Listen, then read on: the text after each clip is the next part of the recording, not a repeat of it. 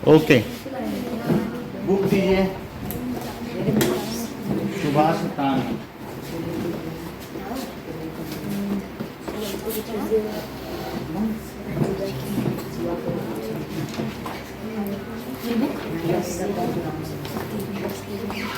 Sure,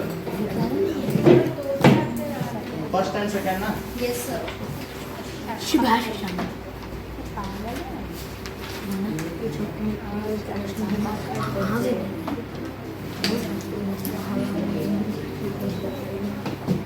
okay,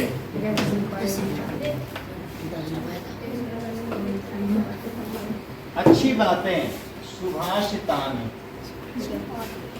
सुभाषित का क्या मतलब होता है, सुभाषितानि का क्या मतलब होता है? जैसे किसी भी चीज में है बालकानि, तो उसमें बहुवचन हो जाता है। तो इसी तरीके से सुभाषितानि, ठीक है। पुस्तकम, पुस्तके, पुस्तकानि, तो इसका मतलब है एक पुस्तक, दो पुस्तक और बहुत सारी पुस्तकें। आनि लग गया तो बहुत सी अच्छी बातें। सुभाषित का मतलब होता है कि जो अलंकृत करे, और सुभाषितानि सु और भाषित। अलंकृत मतलब? अलंकृत का मतलब है जो गहना है, जो किसी को सजा दे। और सुप्लस भाषित का क्या मतलब होता है? भाषित, जो भाषा है उसी से तो भाषित बना। तो सुंदर वचन को सुभाषित कहेंगे, अच्छी बात। गुणा गुणेषु गुणा गुणज्ञेषु गुणा भवन्ति, ते निर्गुणं प्राप्य भवन्ति दोषा। Now let us see its meaning.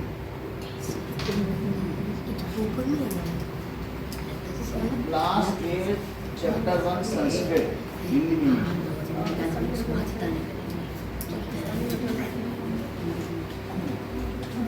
Okay, now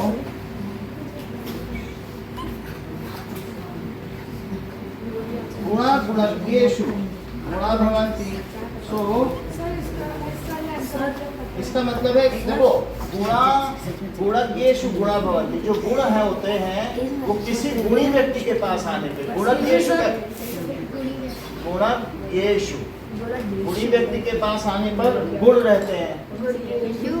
जिसको देखो आता है वो चुप रहे। आपको मालूम है, हमें मालूम है, सब आते हैं आपको संस्कृत में। अनापान सती योग और इसके अलावा जो है आत्मनेपदी, वो सभी आते हैं। लेकिन आप इन्हें मत बताओ, इन्होंने हमको पैसा दिया है। आप उनको व्याख्या कर रहे हो, आत्मनेपदी ये होती है, परस्मैपदी ये होती है, कुछ जरूरत नहीं है। ओके ना, गुणा गुणेश तो उसको अलग से करेंगे। गुणा गुणज्ञेषु गुणा भवन्ति, ठीक है। तो गुण, गुणवान के पास गुण रहते हैं। और मान लीजिए अगर किसी गुणहीन व्यक्ति के पास वे गुण पहुंच जाएं तो वो दोष हो जाएंगे। मान लो अभी आपको मैं दे दूं तो आप इससे बहुत अच्छे अच्छे प्रैक्टिकल बनाओगी, बहुत सारी चीज़ें। लेकिन किसी और को दे दो तो वो बम भी बना सकता है, या खा ले, या कुछ कर ले। गुणहीन व्यक्ति के पास अगर आप साइंटिफिक इंस्ट्रूमेंट दे दोगे तो उसको कोई इसका मतलब है?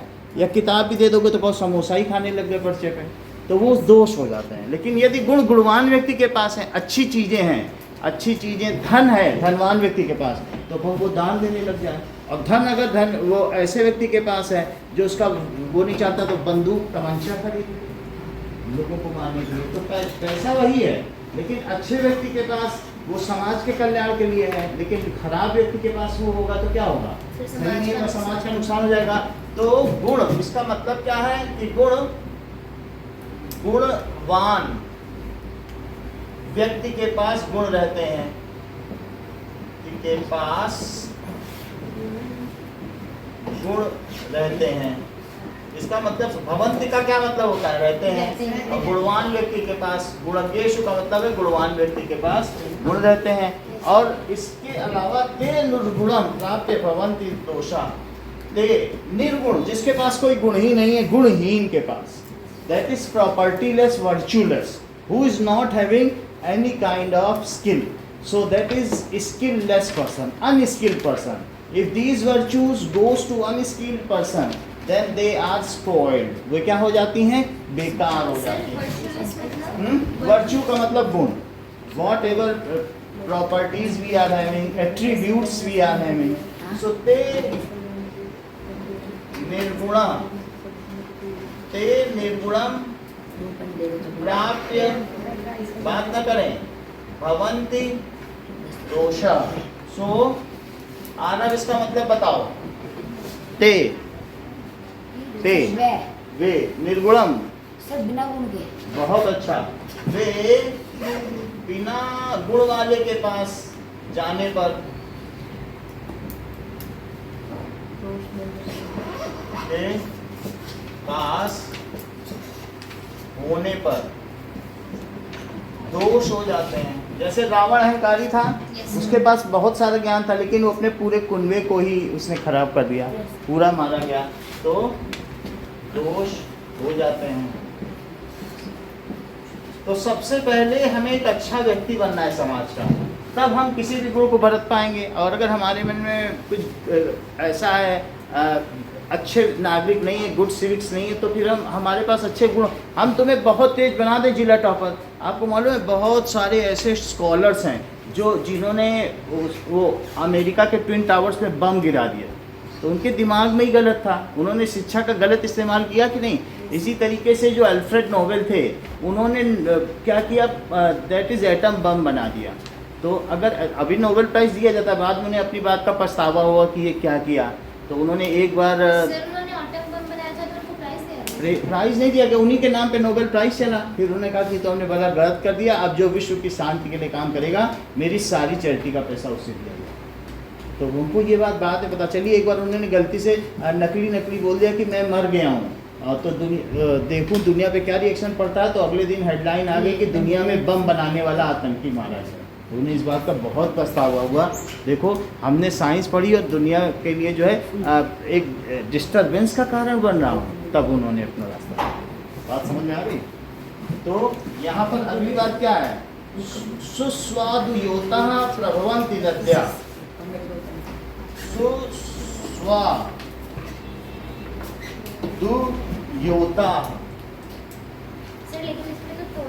तोया, तोय का मतलब जल होता है।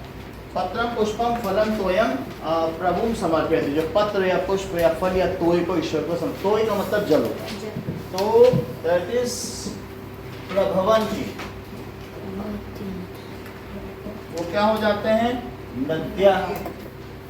सो इसका मतलब है कि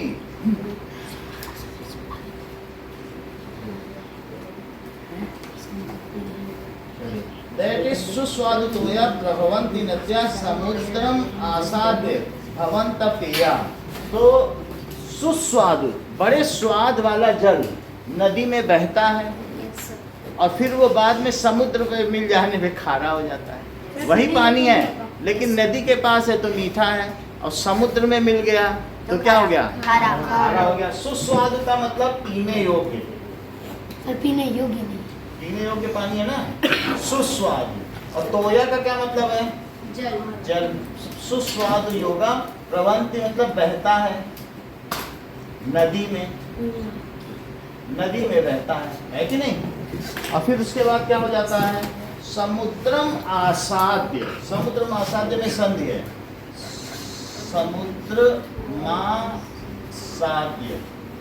इसका क्या मतलब है, दैट इज समुद्रम प्लस आसाद्य।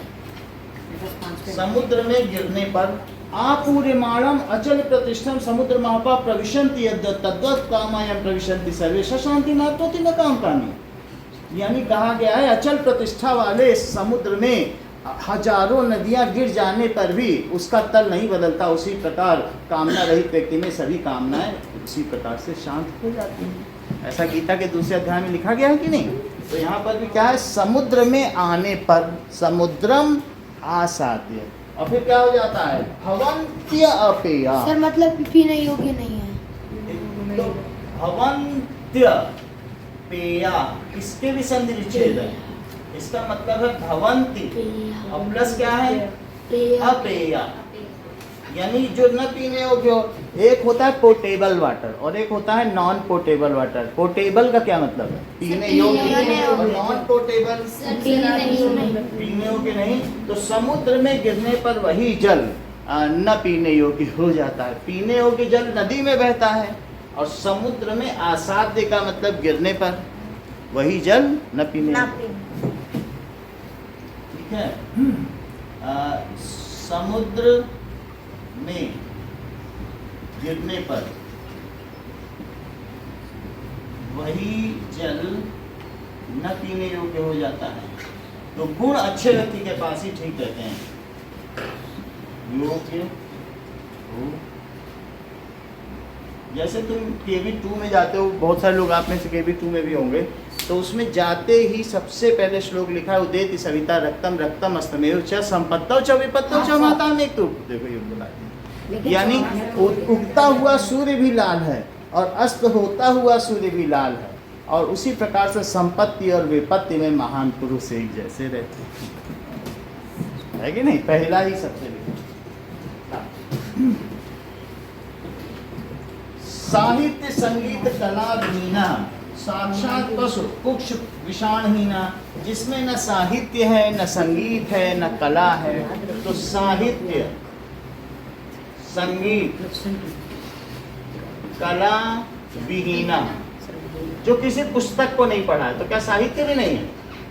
साहित्य। और जो संगीत पर भी रुचि नहीं रखता, उसे गाना अच्छा नहीं लगता, कुछ संगीत या कला का कोई ज्ञान ही नहीं है, संगीत वादन गायन कुछ भी नहीं है, संगीत और कला जो उससे भी से रहित व्यक्ति, विहीन का मतलब है रहित व्यक्ति, जिनमें इन तीनों चीजों का भाव है, वो साक्षात पशु, वो एक ऐसा पशु है जिसके पूंछ भी ना हो।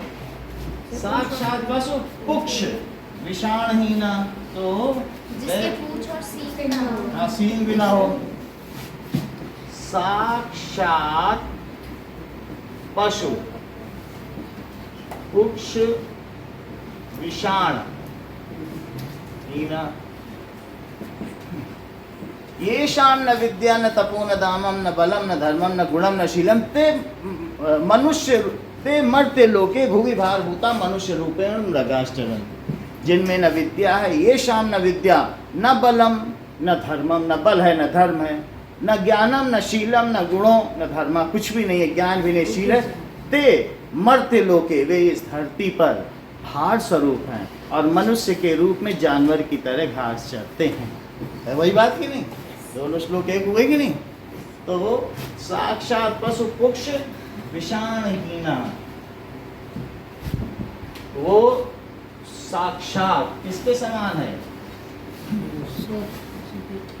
साक्षात का मतलब है सीधे तौर पर, साक्षात वो पशु के समान है, पूंछ और सींग से रहित, पूंछ और सींग से रहित पशु के समान।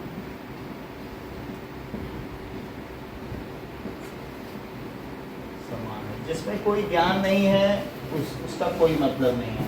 आगे कहते हैं तृणम न खादन न पिजीवमाना, तो तृणम न खादन न पिजीवमाना, फिर उसका और मजाक उड़ाया गया है। तृणम न खादन, हम वो मनुष्य कोई घास खाएगा क्या? तृणम न खादन्ति, तृणम न खादन्ति अपि जीवमाना, खादन न पिजीवमाना, खादन और न पि जीवमाना।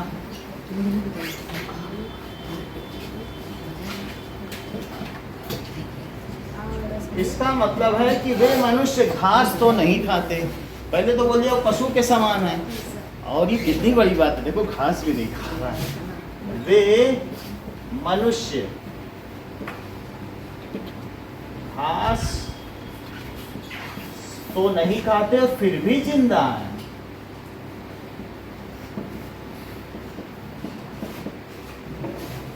ठीक है, और फिर इसके बाद तद भाग देयम परम पशु नाम, तद, ये पशुओं के लिए कितनी महान बात है कि उनके हिस्से की वो घास नहीं खा रहे हैं।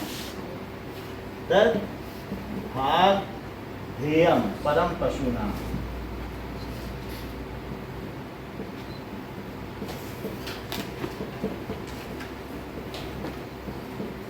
पशु नाम। सो भागधेयम का मतलब है महान बात है, यह पशुओं के लिए महान बात है। ब्रह्मा कमल पर रहते हैं, शंकर जी कैलाश पर्वत पर रहते हैं और विष्णु शेषनाग पर रहते हैं। ये तीनों ही खटमल के डर से ऐसा करते हैं। खटमल कौन है? वो जो खून चूसता। अच्छा ये श्लोक यानी ऐसे जो विदुष कहानी में भी कुछ ऐसे श्लोक हैं, संस्कृत चुटकुले भी सुनाती है। सर साहित्य का क्या मतलब है? साहित्य लिटरेचर, किसी भी चीज़ के बारे में कहानी कविता, उसको साहित्य कहते हैं। तो यह पशुओं के लिए सौभाग्य की बात है। इसका मतलब है कि जिनमें न कला के प्रति रुचि है, न साहित्य के प्रति रुचि है, न संगीत के प्रति रुचि है, वो धरती पर पशु पूंछ और सींग, क्योंकि वो ना अपनी रक्षा कर सकता है न किसी पे आक्रमण कर सकता है, तो क्षमा सोहती उस भुजंग को जिसके पास गरल हो, वो क्या जो दंतहीन विषहीन और निर्बल हो। क्षमा वो दे जो बहुत बलशाली कर दे, क्षमा किया, और जो बिल्कुल डरा डरे वो क्षमा करेगा तो अच्छा लगेगा। तो ये उसी पशु के समान रामधारी सिंह दिनकर ये बता। अब तीसरी चीज देखो, लुब्धस्य नश्यति यशः पिशुनस्य मैत्री। अब देखो इसका क्या मतलब है पलक। लुब्धस्य नश्यति यशः, किससे यश, हाँ बोलो बेटा। सर लोभी का यश नष्ट हो जाता है। हाँ, तो लोभ जो करता है, फिर उस व्यक्ति का वो लोभ जिसमें लालच आ गई तो उसकी कीर्ति नहीं होती है। देखो इस बात को, लुब्धस्य नश्यति नश्यति यशः, और फिर है पिशुनस्य मैत्री। शौर्य बोलो। सर श्री ग्रहण का क्या मतलब? सर पिशुनस्य मैत्री मतलब सर चोरी दोस्त। बिल्कुल सही। तो लोभी का यश नष्ट होता है। लोभी का यश, यश मतलब यश यानी कीर्ति, कि सब तरफ तुम्हारा शौर्य है, कीर्ति, चारों तरफ तुम्हारा डंका बजता हो। ये हमारा बस्ता यश नष्ट होता है।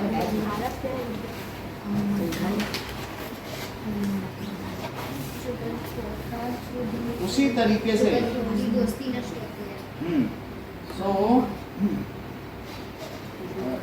चुगलखोर की मित्रता नष्ट होती है।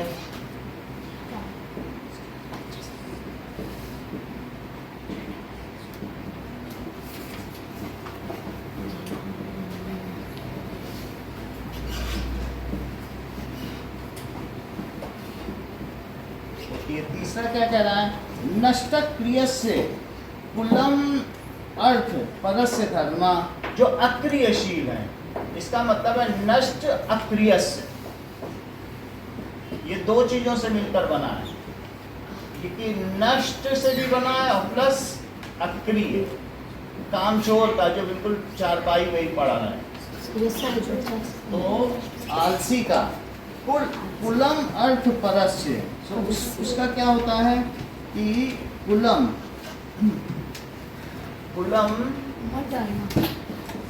अर्थ परस्य।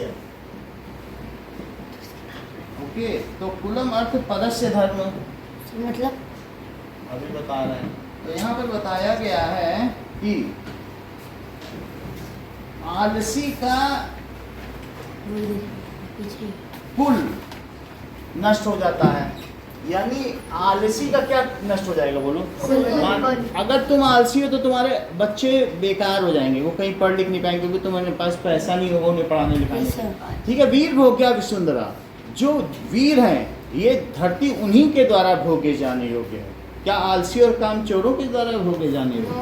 तो इसलिए नष्ट अक्रियस्य, अक्रियस्य का मतलब अक्रिया, जो क्रिया न करता है। हाँ, तो उसका कुल नष्ट हो जाता है।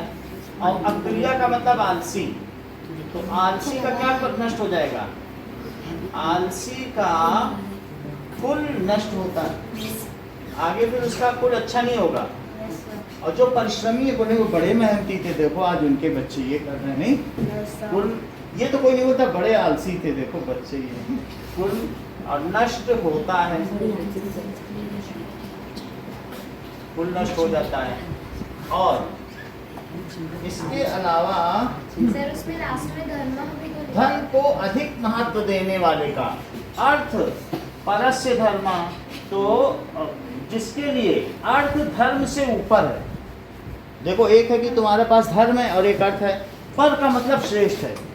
जो अर्थ को यानी धन को धर्म से श्रेष्ठ समझता है, धन ज्यादा बड़ा है कि धर्म बड़ा है? धर्म। तो धन और परस्य का मतलब श्रेष्ठ है।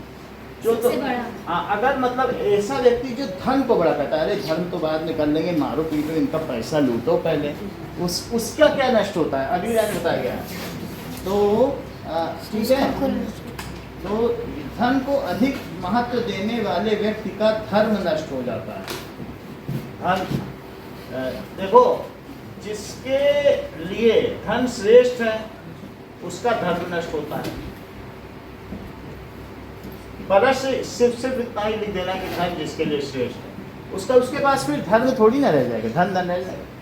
श्रेष्ठ है उसका धर्म नष्ट होता है। फिर अगली लाइन, उसका धर्म नष्ट होता है। नेक्स्ट कहा गया है विद्या फलम व्यसनिनः। विद्या फलम, हाँ बोलो समीर, इसका क्या अर्थ बता रहे थे? सर किसका? हाँ अभी आप तो बता रहे थे, बोलो तेजी से। Let the class get acknowledged by your intelligence, बोलो।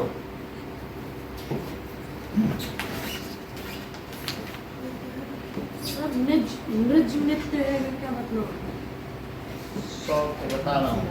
तो विद्या फलम व्यसनिना, व्यसनी व्यक्ति का जो बुराई में फंसा हुआ है, तो उसका क्या नष्ट हो जाता है? बुरी लत वाले का विद्या फल नष्ट हो जाता है। बुरी लत, किसी चीज की भी लत लगी हो, वो मूवी देखने जा रहा हो, शराब पी रहा हो या कुछ पी रहा हो, एक चीज की लत लग गई, उसी के पीछे भाग रहा है, तो व्यसनी का यानी बुरी लत वाले का बुरी, सर आप ये वाली लाइन एक और बार समझा हाँ सकते हैं? बता रहा हूँ, बुरी लत वाले का विद्या फल नष्ट हो जाता है।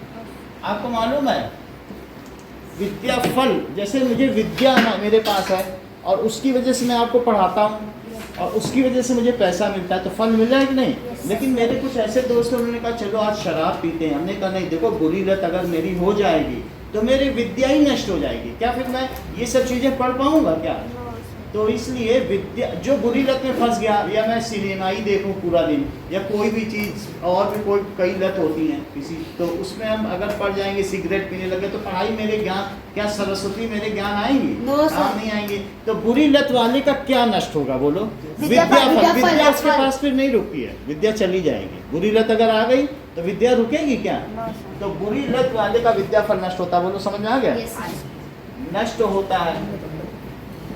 और बोलो कंजूस है, कंजूस व्यक्ति है, उसका सुख नष्ट हो जाता है, उसका सुख नष्ट हो जाता है। जैसे किसी ने कहा, एक है मतलब एक लखी मल थे, तो वो करोड़ी मल के पास पहुंचे, बोले तुम करोड़ कैसे कमा लिए? हम तो 1 ही लाख कमा पाए। बोले चलो आज तुम्हें हम इलाहाबाद का सबसे अच्छा खाना खिलाते हैं। तो उन्होंने कहा कि मक्खन खिलाते हैं। मक्खन तुम्हारा ठीक है? बोला हाँ, ये गंगा जल की तरह बिल्कुल शीतल है और शुद्ध है। बोले गंगा जल की तरह? गंगा जल तो नहीं, चलो हम लोग गंगा जल पियेंगे। फिर वो लोग गए नदी में गंगा जल पे, बोले अच्छा लगा, देखो मैंने सबसे श्रेष्ठ चीज़ खिलाई, मक्खन से श्रेष्ठ गंगा जल था। उसने कहा गंगा जल की तरह श्रेष्ठ है, तो जो श्रेष्ठ होगा वही हम खाएंगे। बोले यही हमारा राज है करोड़ी मल बनने का, तुम भी सिर्फ गंगा जल पीना और तुम करोड़ी मल बन जाओ। सर तो गंगा जल पिएंगे तो पैसे खर्चेंगे ही नहीं। खर्ची नहीं होंगी, तो बस वो समझ गया, बोला मैंने गुरु मान लिया आपको और आपकी बात मान। तो इस तरीके से कृपण व्यक्ति का, कंजूस का क्या नष्ट हो जाता है? सुख नष्ट होता है। तो कंजूस का सुख नष्ट हो जाता है, होता है। आगे अब देखिए, तो और इसके बाद दिखाया गया है कि राज्यम प्रमत्त सचिवस्य नराधिपा, और राज्य किसका नष्ट होता है? सर जिसका मंत्री वो आलसी हो। दैट इज प्रमत्त का मतलब किसी चीज पे लगा हुआ, सचिवस्य। और सचिव का मतलब क्या होता है? मंत्री। सचिवस्य नराधिपा। और नराधिप का मतलब क्या होता है? राजा। सो राजा का मंत्री, इसे क्या पढ़ेंगे? राजा का मंत्री। और का सचिव का मतलब मंत्री। और यदि प्रमत्त हो, वो घमंडी हो, नशे में चूर हो, तो प्रमत्त का मतलब यहाँ आलसी लिखा है। तो यानी किसी राजा का मंत्री आलसी हो तो वो राज्य नष्ट हो जाता है।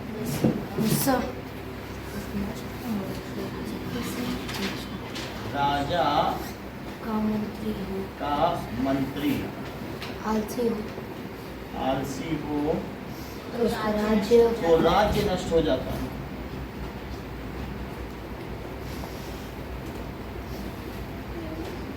अब देखिए, पीत्वा रसम तु कटुकम मधुर समानम। अगली बात कही गई है,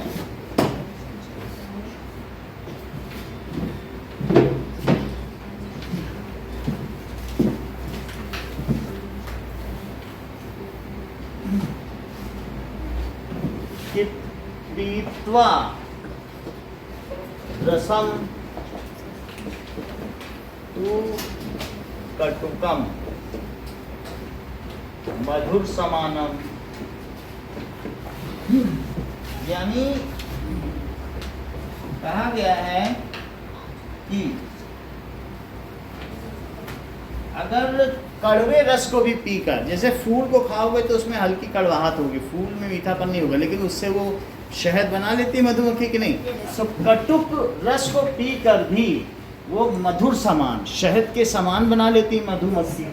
माधुर्यमेव जनयेन मधु मक्षिकासौ। माधुर्यमेव, माधुर्यमेव। और जनयेन का क्या मतलब है? बना लेती है। जने का मतलब बनाना। जयनेन और मधुमक्षिकाक्षौ, मक्षिकासौ। तो यहाँ बताया गया है कि कटुक का मतलब क्या है? कड़वा। तो अब पीत्वा का मतलब पीकर।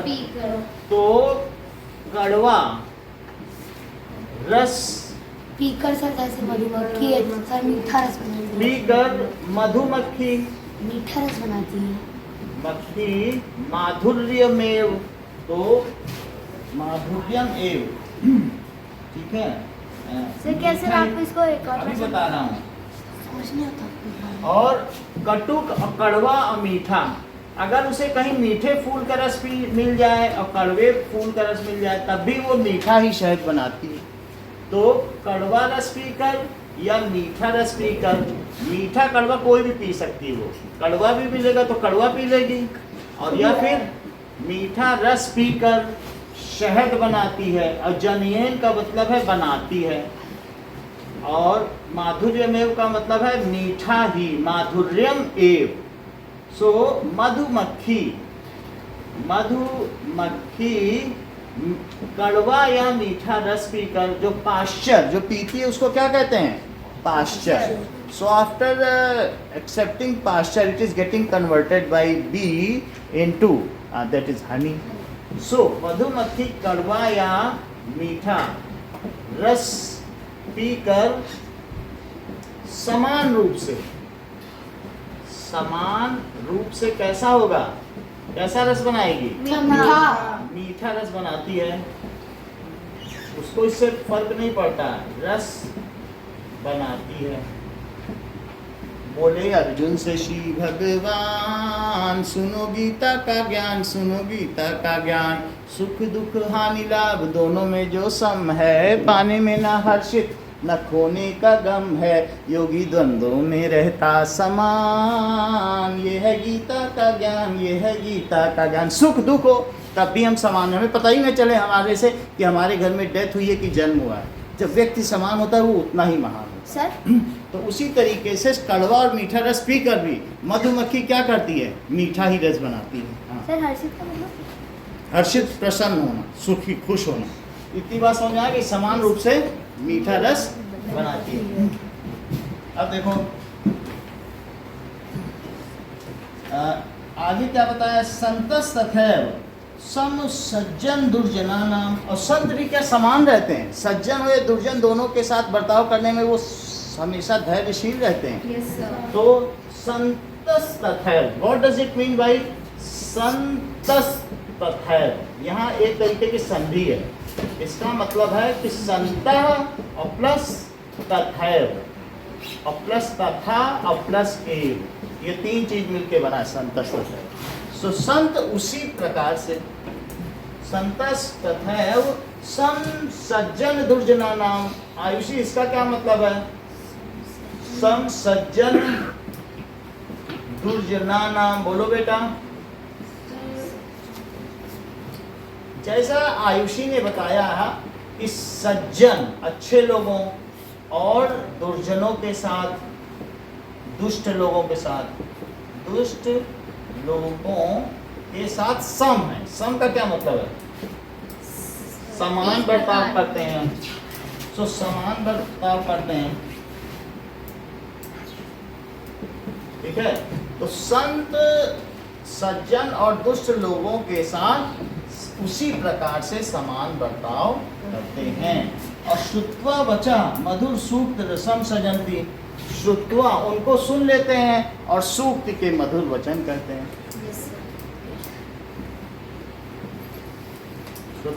श्रुत्वा वचा मधुर सूक्त रसम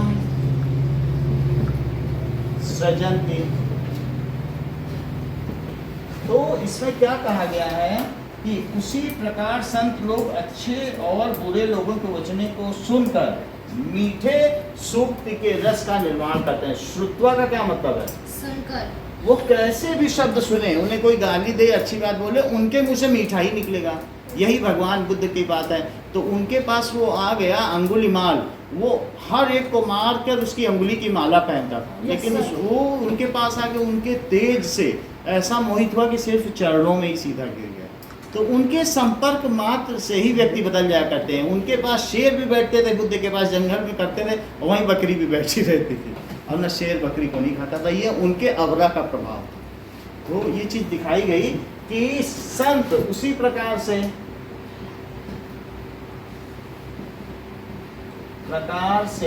मीठे कड़वे वचनों को सुनकर, मीठे कड़वे वचनों को सुनकर समान रूप से किसका निर्माण करते हैं? समान रूप से सूक्त रसम, मधुर रस। हाँ, मधुर भाषण देते हैं, भाषी होते हैं।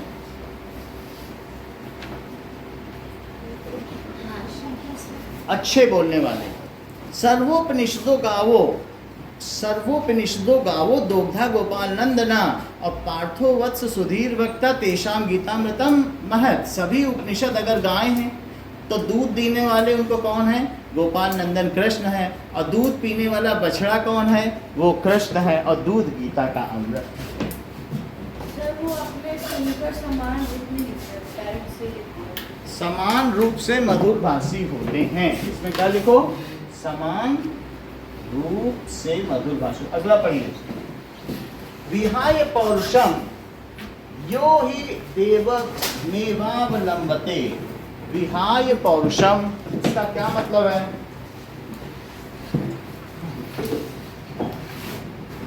ना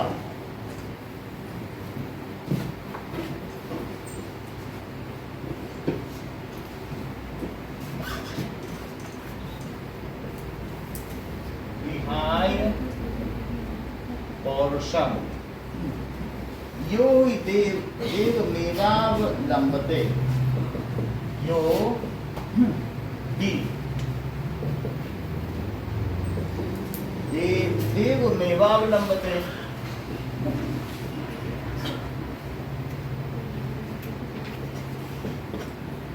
इसका मतलब है कि जो पुरुष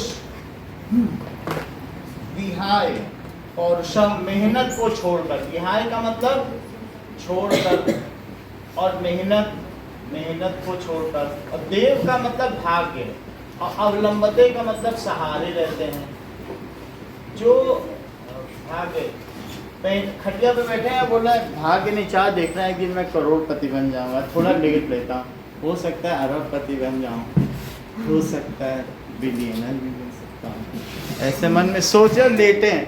अच्छा अब नींद भी दे पता नहीं फिर ट्रिलियनर बन जाऊं, जिलियनर बन जाऊं, million billion trillion zillion, 10 to the power 6 rupees आ जाए तो मिलियन, 9 आ जाए 10 to the power बिलियन, 12 आ जाए ट्रिलियन, 15 आ जाए जिलियन। और इससे अगर 20 आ जाए हैं? और भी होता है।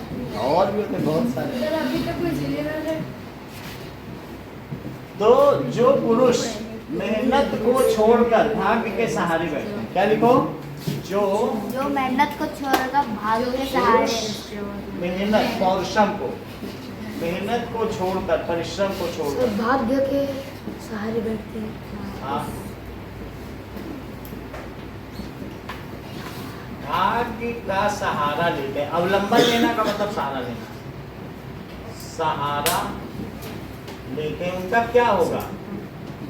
अगली लाइन में लिखा है प्रासाद सिंहवत तस्य मूर्धन्यम तिष्ठन्ति वायसा, यानी प्रासाद सिंहवत तस्य मूर्धन्यम, नहीं सुप्तस्य सिंहस्य प्रविशन्ति मुखे मृगा। क्या सोते हुए सिंह में कभी मृग अपने आप प्रवेश किया है? तो सर उसके लिए सर मेहनत करनी पड़ती है।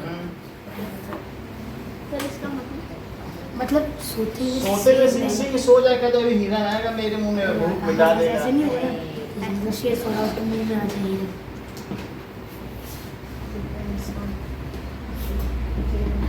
अब देखो बाकी लेना इसका मतलब है प्रासाद सिंगत, महल में बैठे हुए शेर की तरह। सिंहवत, प्रासाद का मतलब महल होता है। सर मतलब महल में सर बैठे हुए सर शेर की तरह से उसके ऊपर कौवे महल बैठेंगे में बैठे शेर की तरह सर इसके ऊपर कौवे बैठेंगे। सरल, ठीक है, ठीक है। मूर्धन्यम तिष्ठन्ति, इसके मस्तक पर यानी सर पर, ठीक है। मूर्धजा जानते हो कि नहीं जानते? जैन कोई नहीं आता को तो नहीं जानता होगा। मूर्धजा का मतलब बालों में जूड़ा, चोटी, श्रृंगार, बालों के श्रृंगार, मूर्धजा बालों को। संस्कृत का वर्ड है कि नहीं? जो जैन होगा वो जानता होगा। तो सर और वायसा का मतलब कौवे। सो तरह है, बस महल में बैठे शेर की तरह है। जलवा तराज बाम पे आए वो रश के माह, वो शस्त्र थे जमाल है सजदर है चांदनी। रयान इस बात को अच्छे समझ गया होंगे। सर क्या? उर्दू सर मैं भी तो ये इन्हें लाई रे ताऊती उस रिस्क से मौत अच्छी जिस रिस्क से आती हो परवाज में कोताही। सर मैंने उर्दू नहीं सीखी। चलो कोई बात नहीं। महल में बैठे उस शेर की तरह है जिसके सर पर कौवे बैठे हैं। तो जो आलसी वो कौवे भी नहीं भगाए।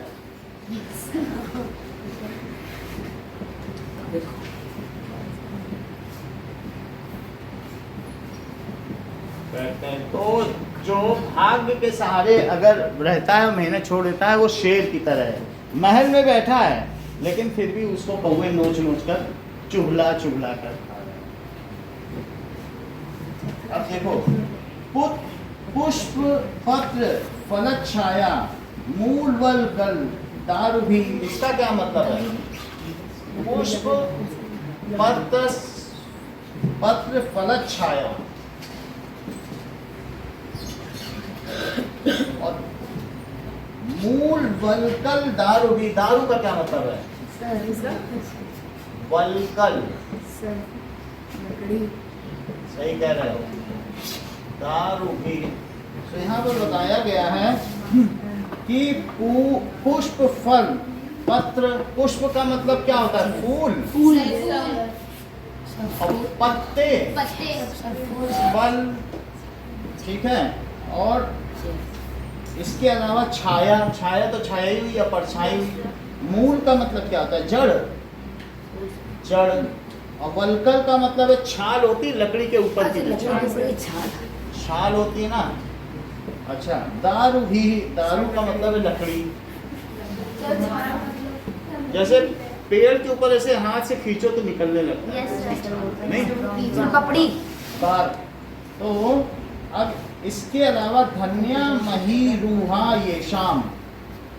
धन्या, अब इसका अर्थ बता रहे हैं। धन्या मही रूहा ये शाम। विमुखम यान्ति नार्थिना। विमुखम यान्ति नार्थिना।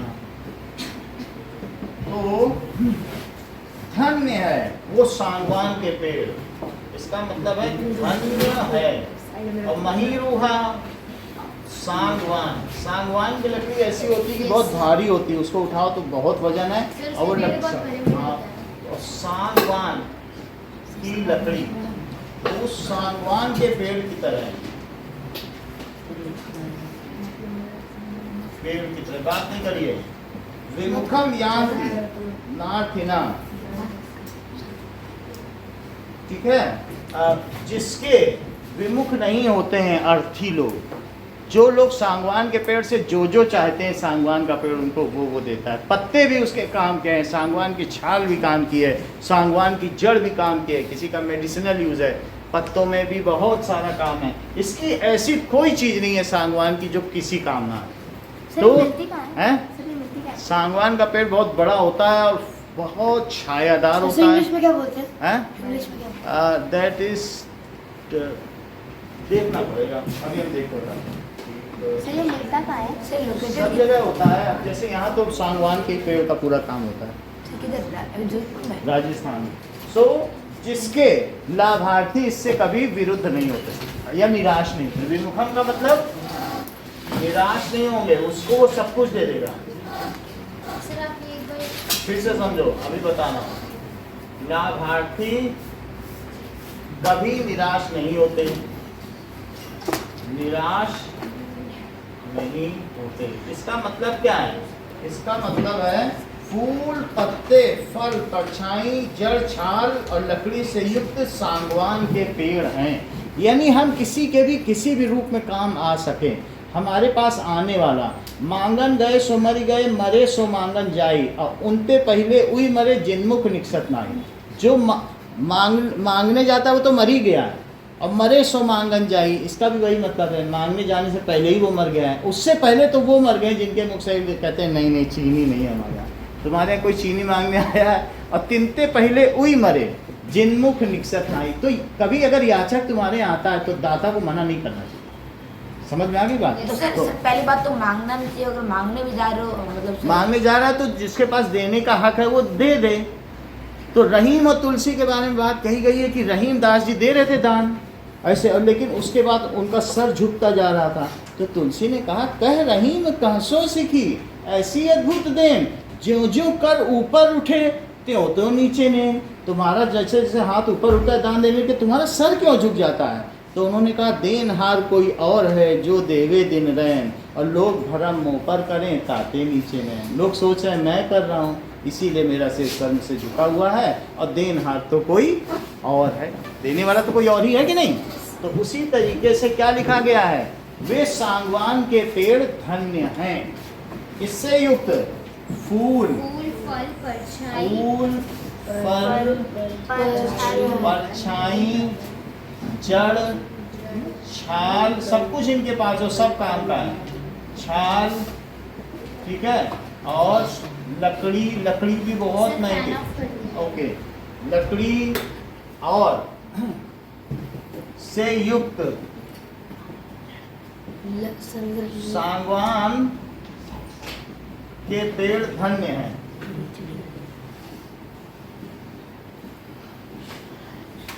धन्य है जिनका याचक निराश नहीं होता। याचक निराश, अगर 4 पेड़ आपने अपने घर में सागवान के लगा लिए तो आपकी 7 पुश्तें बैठ के खा सकते हैं। सर इंग्लिश में क्या बोलते हैं? आगे बताते हैं।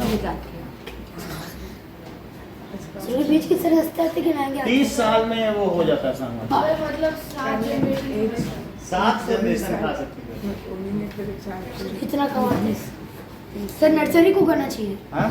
सर नर्सरी को 30 साल लगेगा, लोगों के पास इतना धैर्य ही नहीं है। 30 साल में आ जाता। सर अभी बिहार में भी है ना। हाँ, हो जाता है, लोग करते हैं इस तरीके की सर खेती। 30 साल बाद सर वो पूरा बड़ा हो जाता है या फिर पूरा बड़ा हो जाएगा, फिर वो करोड़ों में बिकेगा।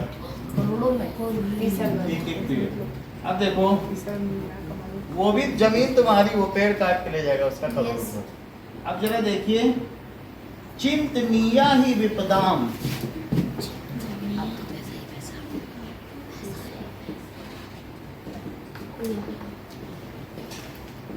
चिंतनीया ही विपदाम आदावेव प्रतिक्रिया।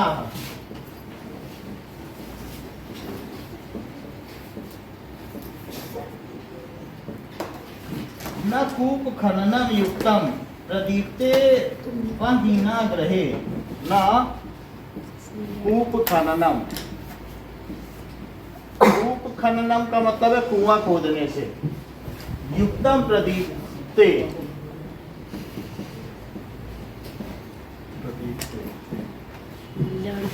वहीना ग्रहे।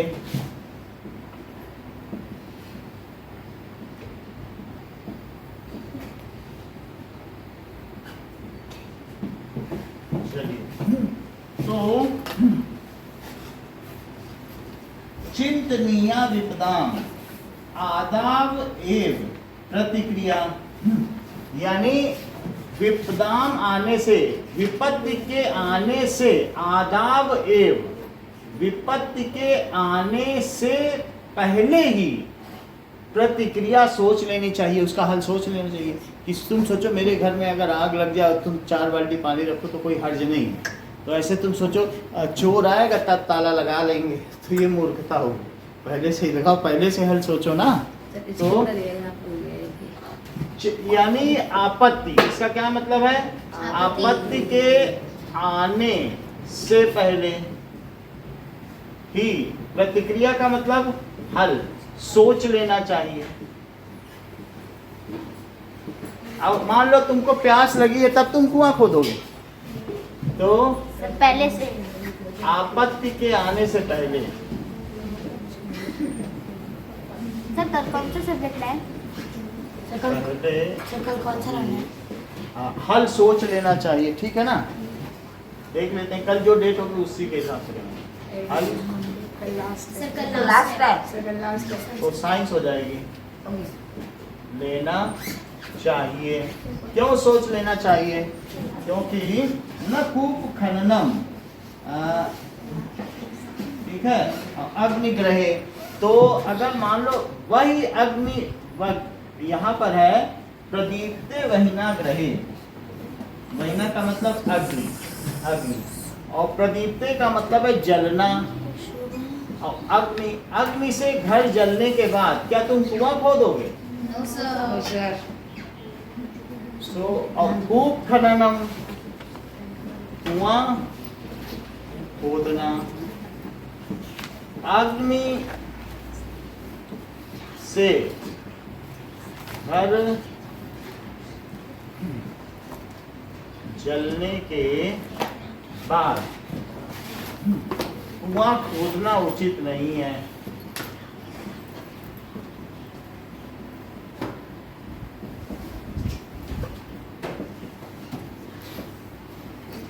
ठीक है, तो ये समय से हमें कर लेना चाहिए।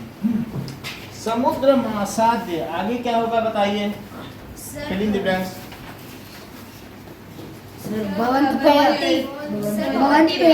भवंत अपेय, यानी समुद्र में आने के बाद जल अपेय हो जाता है। और वचः मधुर सूत्र रसम सजंती शुत्वा। वचः मतलब सबके वचन सुनकर भी संत लोग अच्छे वचन ही बोलते हैं।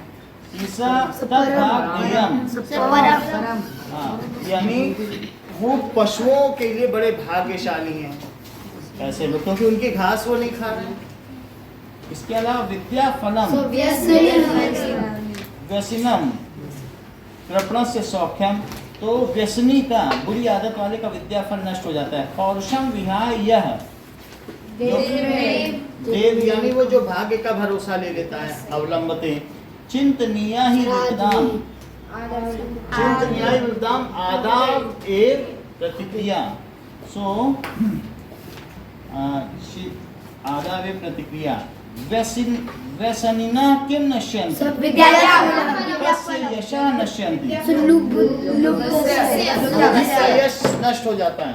मधुमक्षिका किम जनयति, माधुर्यम, मधुसूक्त रसम के सृजन्ति, अर्थिना केभ्यः यानी अर्थिना किसके, तो कौन सा पेड़ है बताओ, तो महीरुहा, तो महीरुहा लिखा है कि नहीं, तो किसके पास जाने पर लाभार्थी विमुख नहीं होते, सागवान के वृक्ष के पास जाने पर लाभार्थी विमुख नहीं होते। नाउ अब इसमें संता मधु सूक्त रसम सृजंती, संता क्या है, काम करने वाला करता है, और सृजंती क्या है, क्रिया, दैट इज वर्ब, ठीक है। और इसमें गुणा गुणश, अगला वाला देखिए, गुणा गुणज्ञेषु गुणः भवन्ति, तो गुणः का क्या हो जाएगा, ठीक है। तो अब यहाँ पर गुणा है, तो किम कौ के, इसी से बना है, किम कौ के नपुंसक लिंग है, तो के गुणज्ञेषु गुणा भवन्ति। नद्या, तो नद्या, हाँ, तो का कौ का, यहाँ पर स्त्रीलिंग है, बहुवचन है, तो इसमें आप लोगों को लिखा दिया गया होगा स्कूल में कि क्या है। और माधुर्यम एव, और संधि विच्छेद भी आप देख लीजिएगा इसमें का, ठीक है। अगला खुद कर लीजिएगा। सर सागवान के पेड़ को इंग्लिश में क्या कहते हैं, सागवान के पेड़,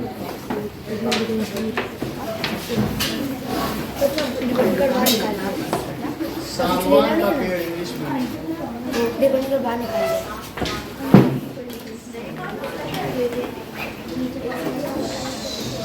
सागवानी लिखा है सर बुक, हाँ बुक ले लो। सर्कल साइंस, कल साइंस होगा। टीक लिखा है, टीक, टीक वो, उसी पे ताजमहल बना है, खड़ा है। यमुना पे सड़ नहीं रहा कितने साल से। Thank you sir. आज मैथ्स है, चलो।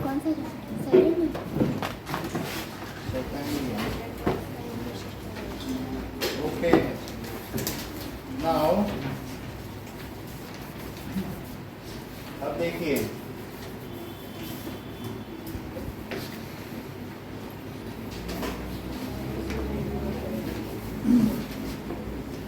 कुछ चीजें देख रहे हैं।